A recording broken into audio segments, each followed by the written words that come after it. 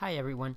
In this video, I'm going to talk a little bit about why we develop these scripts for our designers and why it is important that you always use these scripts when designing the albums that are assigned to you.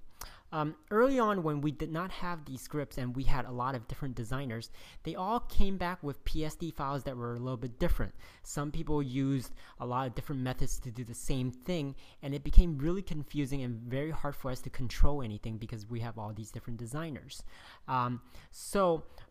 We developed these scripts so that we wanted a consistent file format from each of the designers, and an easy way for us to also calculate the images, how many images are used, and how many images were missing, and things like that.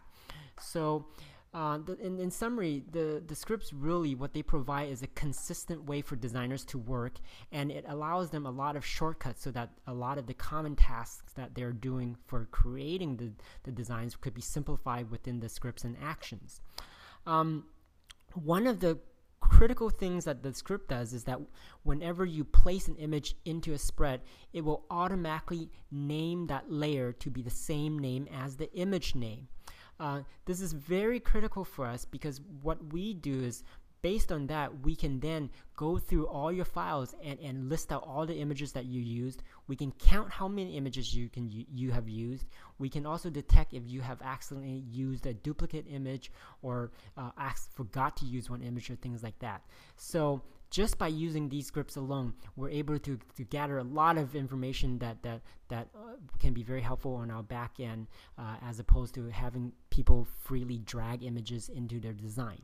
The scripts are sort of grouped into different categories, and I've opened up the documentation here. The first group are scripts that help you place images into your layout. So we have the actions: place image, horizontal layout tool, vertical layout tool.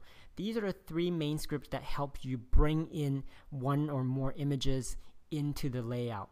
The place image will put one photo or multiple photo in a single row or a single column, and then the horizontal vertical tool layouts will help you bring in a set of photos and organize it as a grid of horizontal or vertical columns.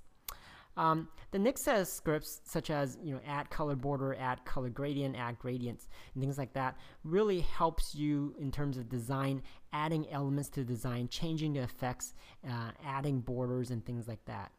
The next group, some of which are things like arrange images, normalize images, swap images, helps you in terms of configuring the images and placing them into different